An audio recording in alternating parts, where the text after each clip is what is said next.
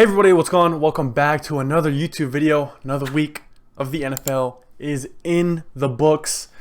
Man, we're back for episode 5. I've been getting a lot of good feedback from you guys about these episodes. You guys like it because I dive in, I go watch almost every single game that happens. I go watch back the whole game and I break down some of the plays. Speaking of plays, there's a plane flying over right now. I don't know if you guys can hear that, but thank you guys for tuning in. Thank you guys for supporting and giving me feedback. I really do appreciate it. Even though these videos only may get anywhere from 20 to maybe 100 views, I still like doing it. This is something I have a passion for and I'm really enjoying it. But yeah, week 3, if you are new to the channel and you enjoyed this video, feel free to subscribe. We just passed 700 subscribers, so thank you guys so much for that. Man, I dreamed of getting 1,000 and 10,000 and 1,000,000 subscribers, but God has a different plan for me. Man, he's like, Chris, just relax. But if you do enjoy the content, be sure to subscribe. And if you did enjoy this video, drop a thumbs up. And without further ado, man, let's get right into it. So as you guys know, I'm a Dolphins fan, and the Dolphins got pummeled by the Buffalo Bills. And we always start off each podcast, each episode, talking about the Dolphins game and their matchup and how it went. So that's exactly what we're going to do. One thing, sorry, this is kind of all over the place. Look at the timestamps in the description so you can skip to where you want to watch and what you want me to talk about. I just butchered that sentence. You guys know what I mean. Check the description, has all the timestamps so you can skip and look at different things. Anyways, Dolphins. The Dolphins lost and they got outplayed. It wasn't a horrible game, but it definitely was not a good game by any means. The defense didn't play well, and Kader Kohou, the Dolphins corner, who was filling in for Jalen Ramsey, got absolutely cooked by Stephon Diggs. I mean, he got cooked.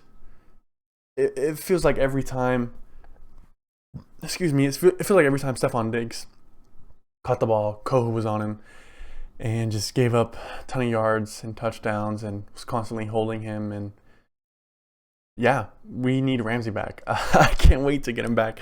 It's weird because the Dolphins did acquire him in the offseason and it was a big pickup.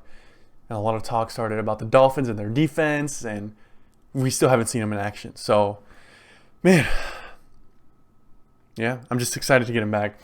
But the Dolphins pass rush as well couldn't get much pressure on Josh Allen. Their offensive line played great. Christian Wilkins was nowhere to be found. Bradley Chubb didn't really put any force on him. Van Ginkel was probably our best defender. And without Jalen Phillips, it definitely left a mark in our front four. So the defense just did not play well on every aspect. The D-line to the linebackers to our secondary just didn't play well. Missed a lot of assignments. We got beat, and we just couldn't stop Stephon Diggs and Josh Allen. I mean, they were linking up, and Josh Allen 4 touchdowns on the day, or 5 touchdowns on the day, and Diggs 140 yards receiving and a couple touchdowns. So, yeah. But the Dolphins offense, Tua didn't play bad. I want to say he played all right, but it was nothing crazy. The offensive line was banged up. We had a backup center, and our left tackle, Teron Armstead, got injured in the play because our backup center got beat.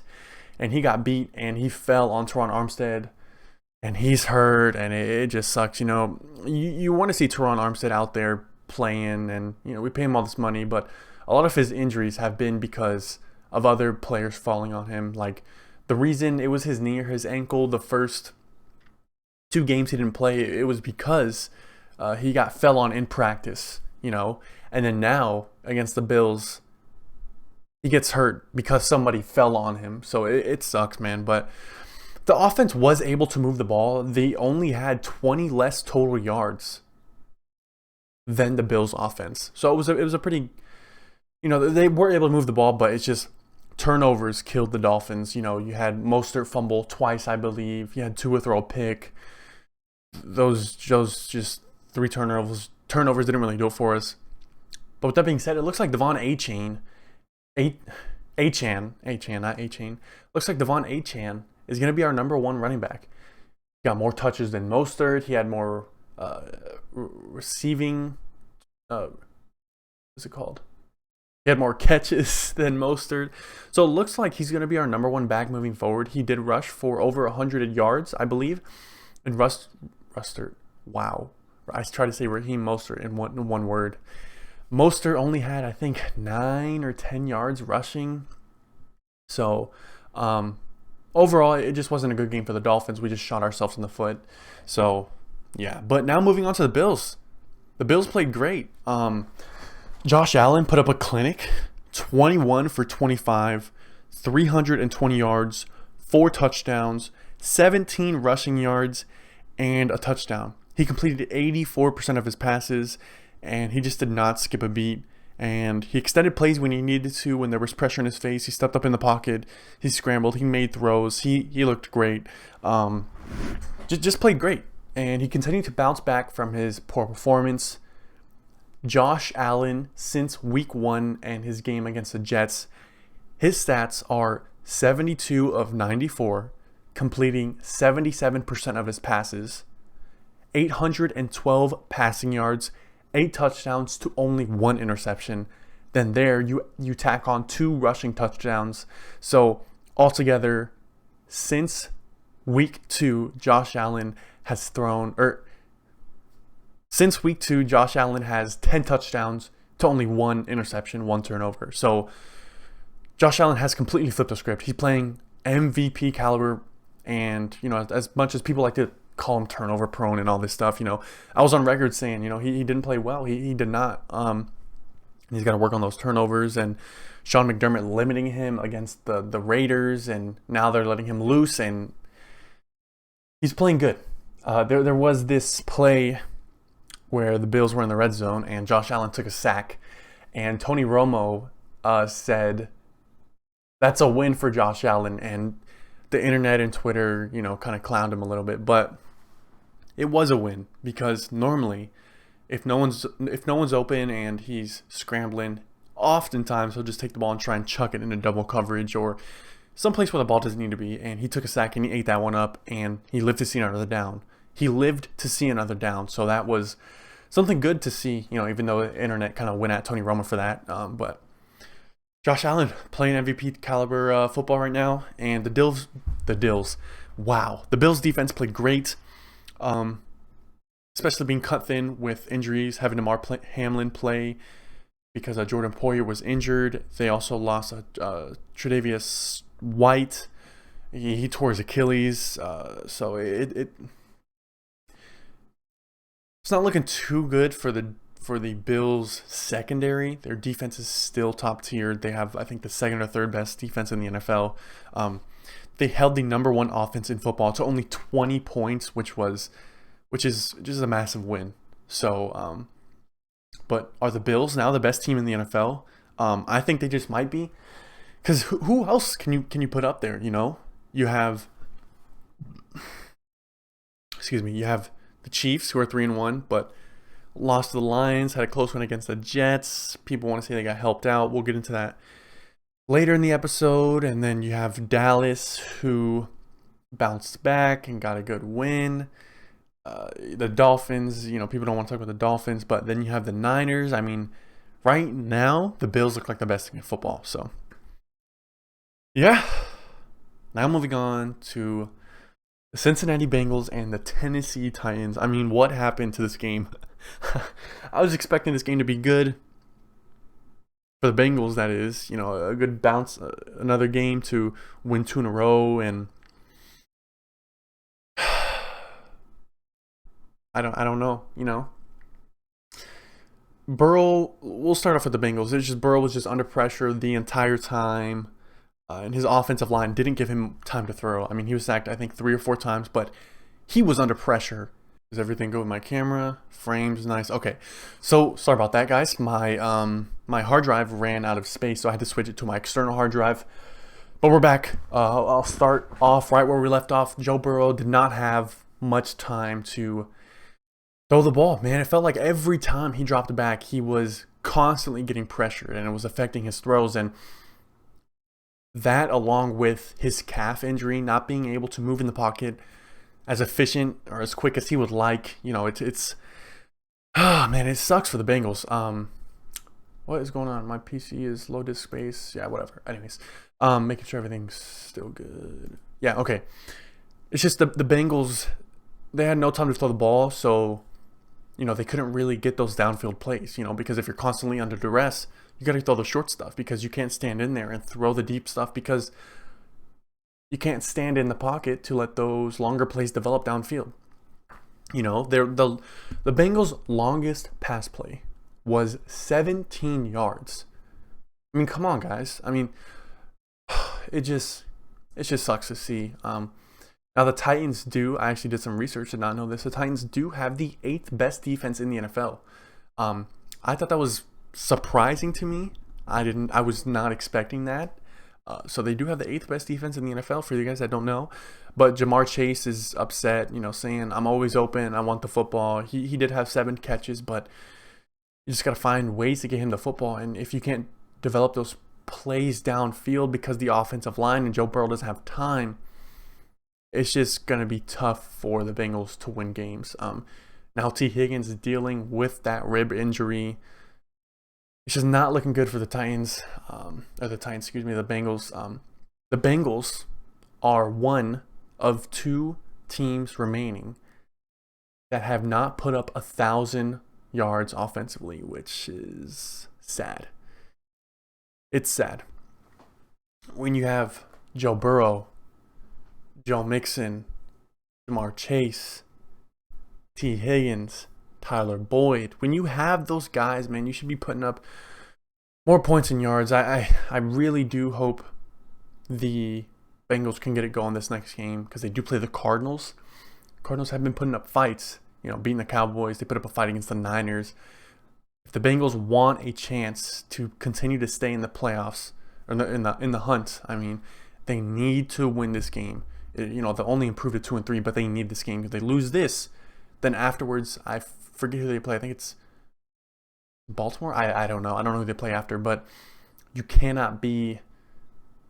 You just can't fall to 1-4. You really can't. So, yeah. Now the Titans. Now I said they sucked last week after only putting up 3 points against the Browns, and then they come out and they only allow the Bengals to put up 3 points while they put up 27 points. So they really flipped the script. Tannehill looked really good, I thought. He was pushing the ball down the field, making good reads, dumping the ball off when he needed to. He looked confident in his throws for once. He was under duress a little bit, but he was still standing in the pocket, making and delivering those tough throws. They got DeAndre Hopkins involved. He only had a couple catches, I think 4 or 5 catches, but he still looked good. DeAndre Hopkins was like, okay, we're rolling, we're moving now. They also got Nick Westbrook involved. This is his 4th year in Tennessee. This looks like it's going to be his best year now that D-Hop is there. Looks like he's going to have to be that reliable number 2.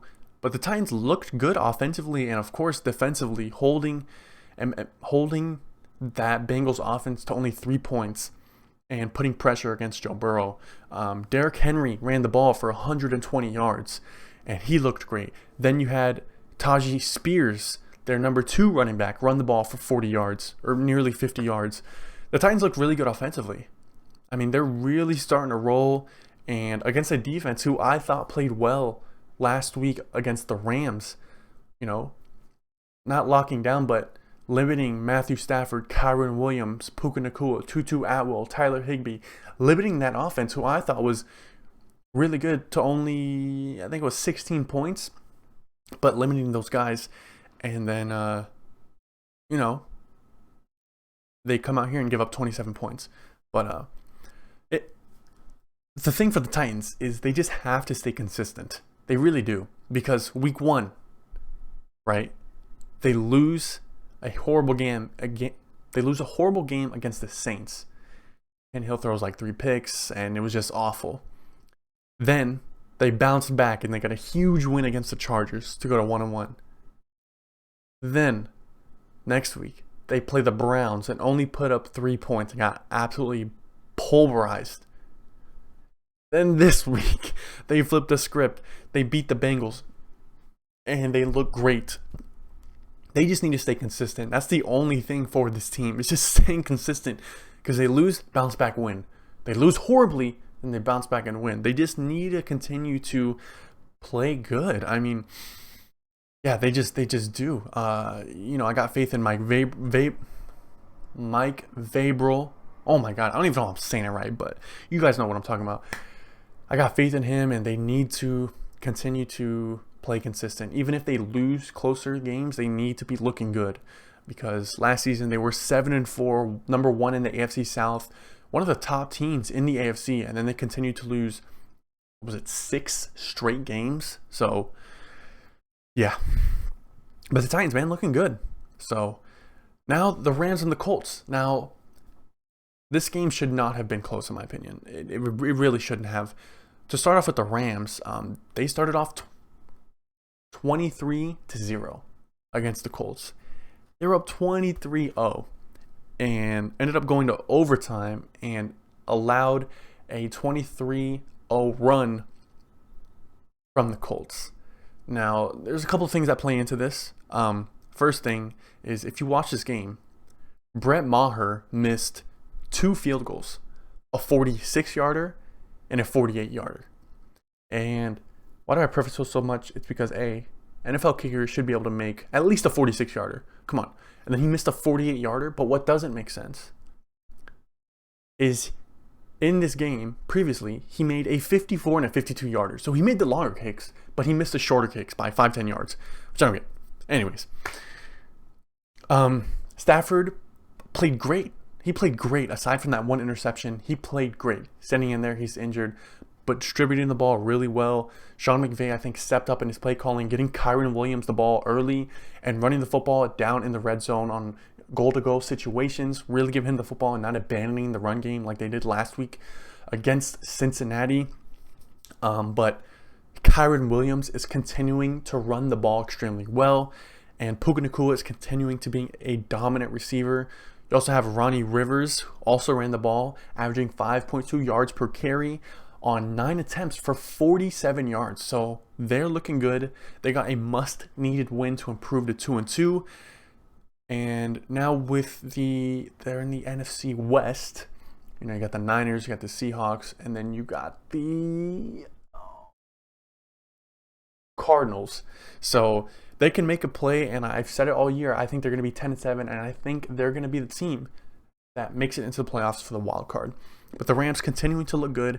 I don't think they've looked horrible all season. They have had a couple of bad games, but you know, they still have that good defense, in my opinion. Really good offense, who I think once they get going, especially once they get Cooper Kupp back, people forget this team is without Cooper Kupp. Once he comes back, Matthew Stafford, Cooper Kupp, Puka Nacua, Tutu Atwell, Kyren Williams, what's this kid's name? Ronnie Rivers, Matthew Stafford, Aaron Donald on the defensive side. This team is going to be really, really good. So, now the Colts. Now, the main thing I want to talk about for the Colts is Anthony Richardson. Now, first, I'm going to talk about the bad. Then, after that, of course, I got to talk about the good. You guys know I'm really critical on quarterbacks, and I'm honest, but I'm going to criticize them when they need to be criticized, but I also have to give credit where credit is due. That's who I am. I got to do it. First, the bad. I say this every time I talk about Anthony Richardson. Some quarterbacks just are not passing quarterbacks, no matter how hard they try. And I think Anthony Richardson is and will not be a successful passing quarterback in the NFL. He did not throw the ball that well. He only completed 44% of his passes, which is atrocious. He had like 5 or 6 inaccurate passes that were on short screen plays where he was just throwing them in the dirt. He had a couple plays downfield where he just threw it in the dirt and overthrowing receivers and just was not looking the greatest. But if he does not develop as a passer, I think he'll only last maybe a season and a half before he gets benched or traded or something. I don't know how much the Colts want to invest into trying to develop this kid before they realize that he can't develop and get to that level of a passing quarterback that you need in the NFL. So that's the bad. Didn't play that good. But now let's move on to the good.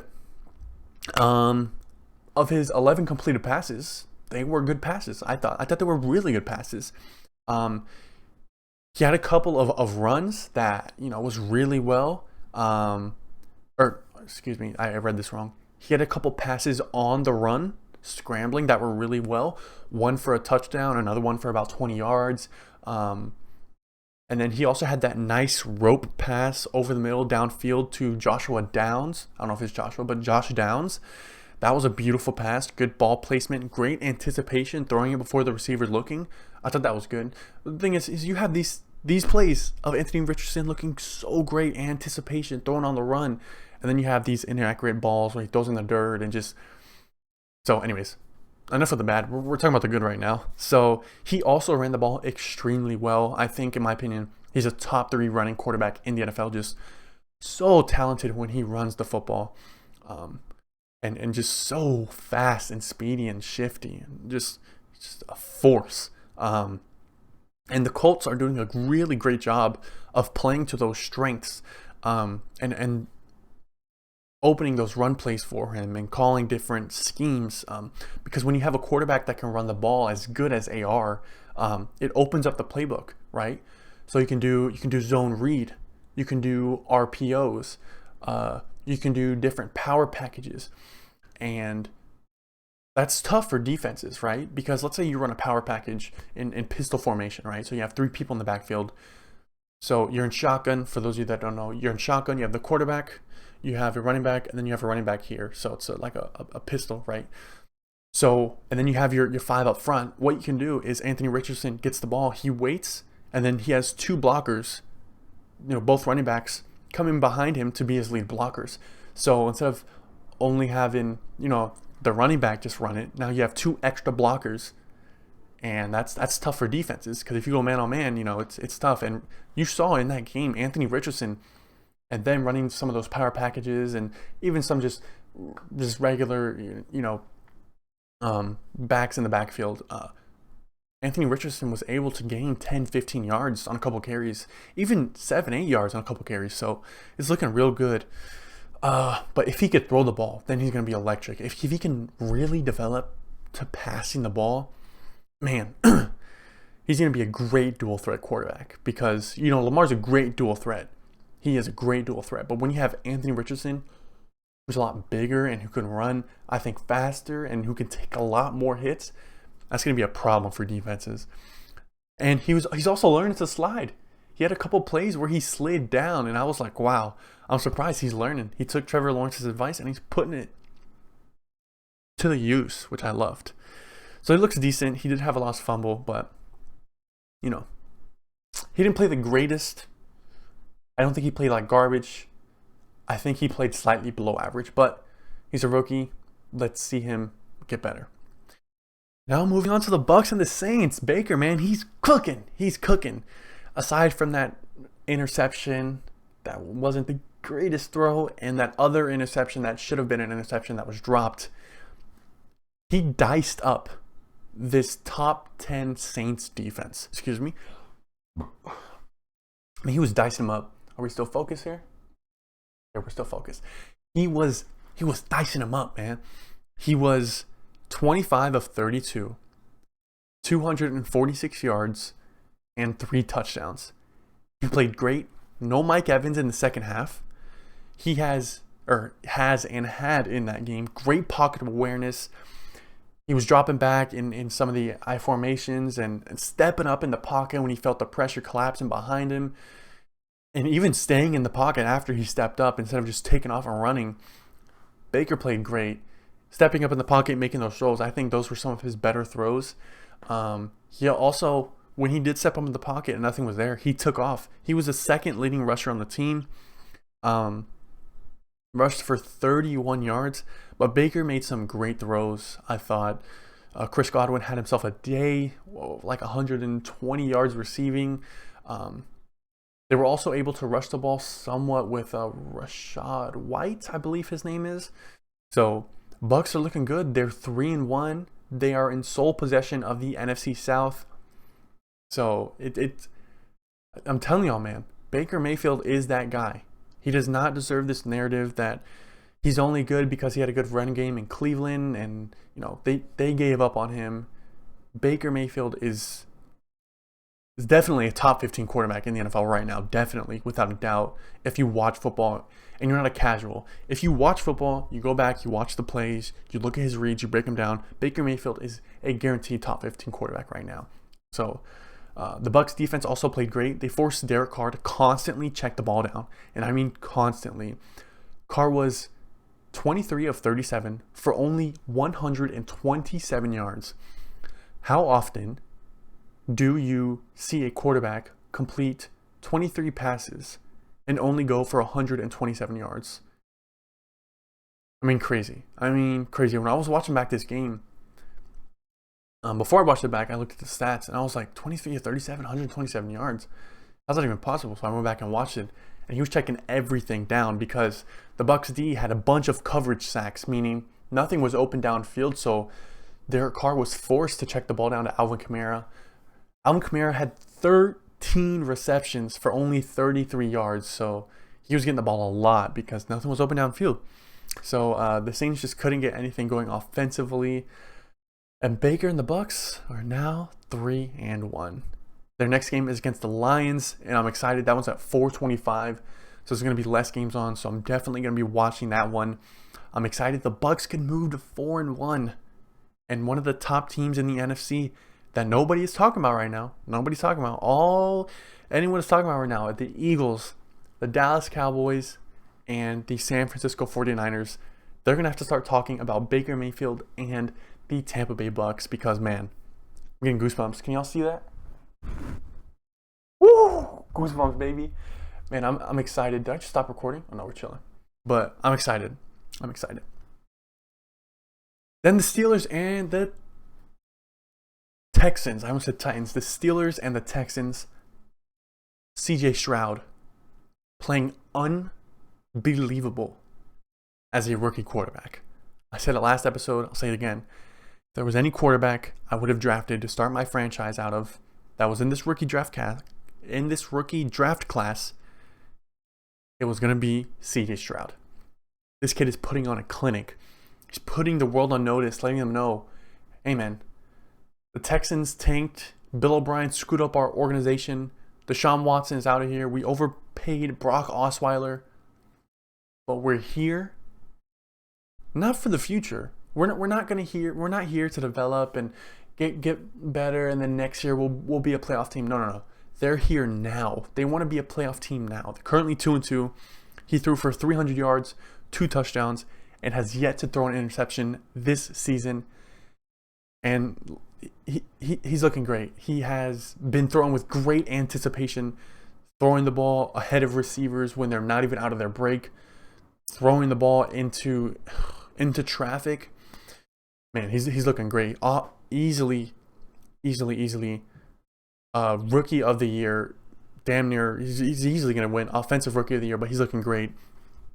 And here are a couple stats for you. CJ Stroud is the first rookie since the 1970 merger with 250 passing yards, 2 passing touchdowns, 0 interceptions in 3 straight games. Think of all the rookie quarterbacks we've had. And he's the only one to do that. Here's another stat for you. CJ Stroud is only the 6th player in NFL history to average 300 passing yards and have 0 interceptions through his first 4 games of the season. I'm just going to list a couple guys, and you guys might know who they are. Tom Brady, Peyton Manning, Patrick Mahomes, Aaron Rodgers, and Drew Brees. All Hall of Famers. Yes, Patrick Mahomes is a Hall of Famer, easily. All Hall of Famers, right? And CJ Stroud is doing it, man. He's doing it. Houston is looking good. They have the 14th ranked offense, and they have the 11th best defense in the NFL. They're looking real good, and they have a real shot to win the AFC South. The only threat in that division, in my opinion, right now is the Jags.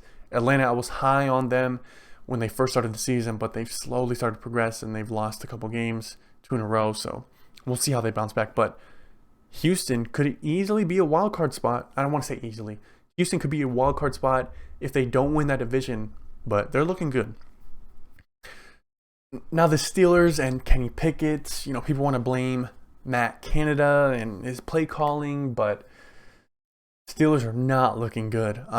Kenny Pickett doesn't look good, you know, and Matt Canada is getting blamed a lot for the play calling and all that stuff, but everyone likes to blame the play caller, but I thought you guys could hear the airplane. Anyways, everyone likes to blame the play caller, but as someone who played quarterback in high school, when the play is given to me, unless it's like a screenplay or a run play, when you have reads, you can decide where you want to go with the football. So Kenny Pickett obviously is not deciding properly. He's just not. His QBR is horrible. He's taking too long in the pocket. He's not getting rid of the ball when he needs to. He's just not looking good. He really isn't. And Najee Harris was the Steelers' leading receiver with 32 yards. So Kenny Pickett posted an 18.8 QBR, which is abysmal. A QBR is out of 100, and he posted an 18. So the Steelers' defense got covered up by CJ Stroud, and it's just not looking good for the Steelers right now. I don't want to say they need to make a quarterback change, but I don't know. They got to do something different, whether it is taking away the play calling from Matt Canada, whether it is letting Mitchell Trubisky get a chance. I mean, I don't know, but it's just not looking good for these Steelers. So the Chiefs and the Jets, I thought this was an interesting game, right? Because the Chiefs were up 17-0, and I was like, man, this game is going to be over. Like, this game is already over. The Chiefs could easily put up 40, 50 points. They only ended up with 23 points. So, man, they almost found a way to lose that game. But they didn't even play bad, in my opinion. Mahomes had 2 bad interceptions that were completely unlike him. You've never really seen Mahomes make those kind of mistakes. Just not good decisions, and he knew it as soon as he threw it. He's like, man, that was a bad throw. But Isaiah Pacheco ran the ball extremely well.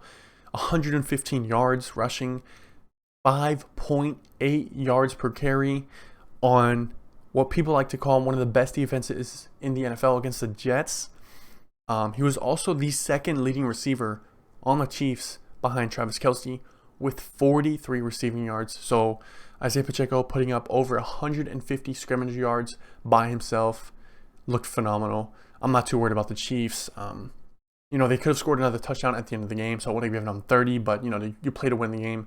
Mahomes slid after he got the first down and before the goal line to end the game. So, but the Jets, Zach Wilson looked much, much better. He actually looked like an NFL quarterback, going through his reads, taking his checkdowns, taking what the defense gives you, The first half, Zach Wilson looked all right. He looked all right. It took him a while to really get into the rhythm and throwing downfield and taking shots. And he looked like his old self, meaning like he's never really, really looked good. But there have been some games the last 2 seasons, where he has looked good. So he's looked like he's got that confidence back. He really drive that ball downfield and really took shots that I was surprised throwing to Alan Lazard and Randall Cobb, and really getting Garrett Wilson involved early, which I loved, getting that guy involved early so he doesn't, get frustrated and you're just moving the ball and getting those easy yards. But again, taking what the defense gives him, and he's maturing, and he's taking ownership and responsibility for that loss. After the game, you saw him interview him that he's like, man, I shouldn't have dropped that ball. He had that fumble when the Jets were driving downfield and they were going to go take the lead, and he took ownership of it. He said, that's on me. Even though defense gave up 23 points, he's like, that's on me. I should have done better. We lost because of me. So you'd like to see that out of Zach Wilson. Definitely maturing. So he looking a lot better. You want to see the kid succeed. So the Jets defense has allowed the 9th most yards this season. This all-star defense who was raved about to be, a top 5 defense, is giving up the 9th most yards in the NFL this season. So their defense might be a little overrated, and that's all I'm saying. Might be a little overrated. Then finally, we're going to talk about, oh my God, I think I need to work on slowing down. We're going to talk about Justin Fields. I did not have a chance to watch this game, so I went back and watched it, and Justin Fields looked good. He definitely bounced back and had a good game. Granted, it was against the absolute worst defense in the NFL, the 32nd ranked defense in the Broncos, but he played well. Noticed that Justin Fields, they called plays to get him out of the pocket, called a couple bootlegs, called a couple under the center, I formation, play action to get him deeper into his drop. And he was dicing it up. He was getting his reads. He looked more confident, more like how Zach Wilson looked. He looked more confident in his reads, more confident in his throws, had more umph in him. And Justin Fields really did look good. They put up 28 points. His defense, they give up 31, and he had a fumble and a pick 6, but he still played well. He's definitely trending in the right direction. And if you are a Bears fan, even though you did lose this game, this is a win for Justin Fields and that offense. Finally finding life and putting up the most points you've put up all season. You've got to be proud of the Bears. If you're a Bears fan, you got to be proud and be like, okay, we found something here. Granted, I'll say again, was against the worst defense, but he still looked good, looked more confident, and he carried himself. You could tell there was something different, and he looked a lot better. And the Bears had a chance to kick a field goal inside of the Broncos' red zone with about 3 minutes remaining to take the lead. But instead, the Bears opted to go for it. 4th and 1, they did not get it. Broncos drive down the field, kick a field goal, and then Justin Fields has to drive downfield, and he throws an interception. So yeah, but trending in the right direction. So that's gonna do it for today's episode, man.